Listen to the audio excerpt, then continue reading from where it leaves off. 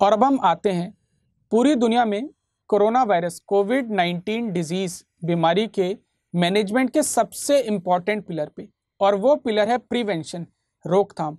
कैसे हम corona virus को रोक सकते हैं।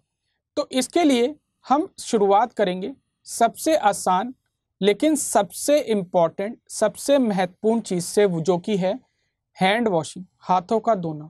इसमें आपको किन किन चीज़ों का ध्यान रखना है। नंबर 1, आपको हमेशा सोप और वाटर, साबुन और पानी से हाथ धोने कम से कम 20 सेकंड तक।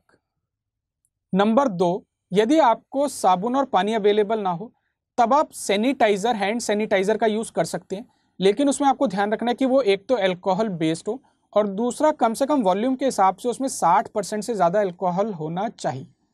और तीसरा, जब तक बिल्कुल ज़रूरी ना हो अवॉइड करो कि अपने नाक, कान, आईज और इवन फेस को आप टच ना करें। हाथ धोने के बाद ही जरूरत पड़ने पर आप इन्हें टच कर सकते हैं।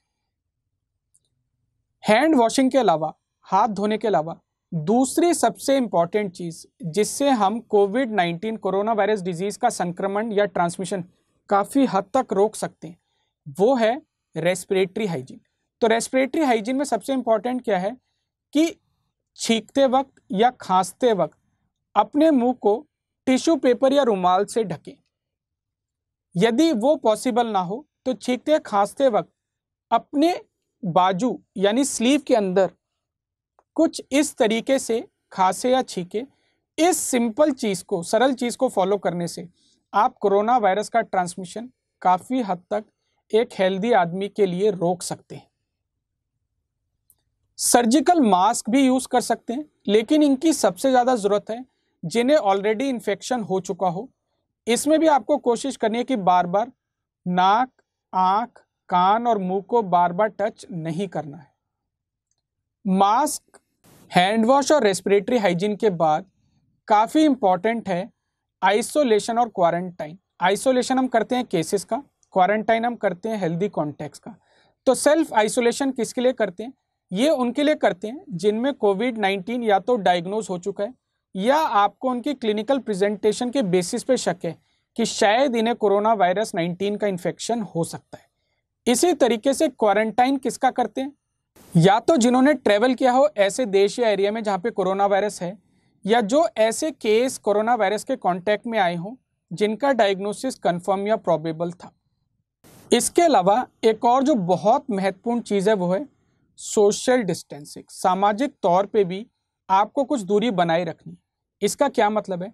ये इंडिकेट करता है उन इन्फेक्शन कंट्रोल के एक्शंस को जिससे आप डिजीज के संक्रमण या फैलने को रोक सकते हैं। और वो रोकेंगे कैसे?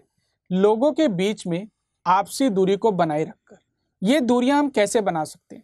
तो सामाजिक तौर पे दूरियां बना सकते हैं क्वारंटाइन से, ट्रैवल रेस्ट्रिक्शन से, जहां तक हो सके जब तक बिल्कुल ज़रूरी ना हो अननेसेसरी गैर ज़रूरत ट्रैवल अंतर्राष्ट्रीय लेवल पर ना करें।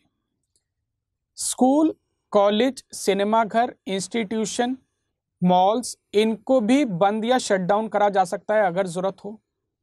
लोकल ट्रैवल भी जब तक ज़रूरी ना हो उसको रोकने की या लिमिट करने की कोशिश करें। भीड़ भाड़ वाले एरिया से बचें।